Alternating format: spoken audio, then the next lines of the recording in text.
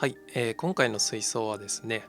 山梨県、日沢渓谷を、自然観察している際に出会った、一つの、小株からインスピレーションを広げました。でこの小株の、世界観に関しましては、着生するシダ類や、苔類だったり、そこの小株の中で一つの世界が生まれている、そんな風景をネイチャーアクアリウムに落とし込もうと考えました。今回どちらかというとマクロな世界観、近い世界観で、かつこの株がしっかりと目立つような構造を組むにあたって、私はあんまり凸構図って作らないんですけど、あえて凸構図にすることでこの小株っていう一つのモチーフがより際立つような世界観をこの水槽の中に落とし込みました。小株から派生させたというところで、小株の下にできるこの陰影ですね、影の部分にあたかも魚が隠れ家のように生息できるような、流木で、作り込んで制作してきました。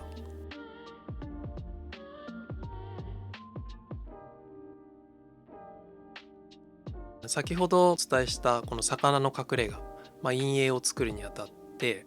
やはり影になってしまう、画面上で暗くなるんですよね。その暗さをうまくハイライトでぼかせるように、珪石って比較的薄いオレンジがかった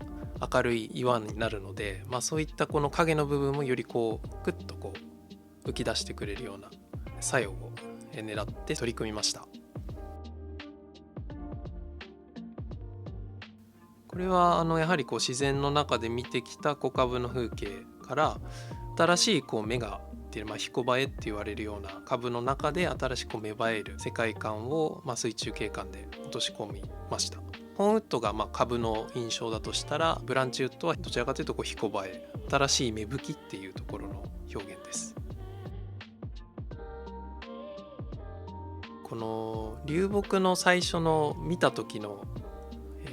表情ですかね。やっぱり自然界で苔がつくところって基本的に穴ぼこであったりとか、ちょっと凹凸が強いところに着生しやすい。で今回のレイアウトの場合は大きい2本のホーンウッドを対になるように組んで一つの小株的な、シルエットを作ったんですけど、左側の流木の方がかなり凹凸が強かったんですよね。なんでここは最初に巻く時にその自然だったらどう、着生してるかなっていうところをちょっと想像しながら、取り付けてます。はい、じゃあ今回下草にですねグロッソスティグマをメインに植栽したんですけれども、この水槽を制作する際にですね、もう事前に、ADA 銀座ラボに展示することが決まっていたので、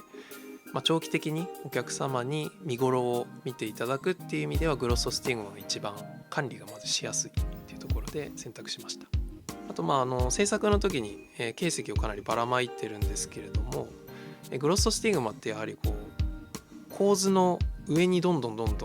張っていくように成長していってくれるので、その最初にまいた珪石の人工的なこの輪郭であったりをうまく覆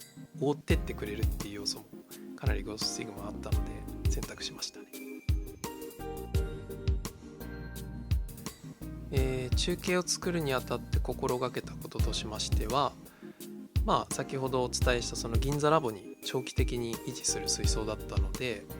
まず管理がしやすいっていうところで選択しています。で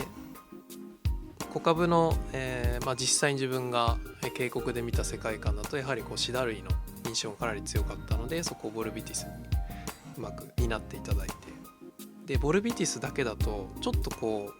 後ろに有形層を使ってるのもあって華やかさが中継と後継でリンクしないので、うまくそこはピンナティビラを使って、華やかさを、保持した感じですね。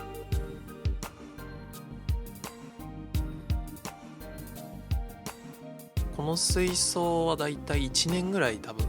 管理してたのかな。私が担当してたんですけども、当初の狙い通り魚たちが、隠れ家としてこの中心の影の部分で休んでくれたりとか、すごく銀座ラボに展示してるってやはり照明時間も長いですし、お客様も常に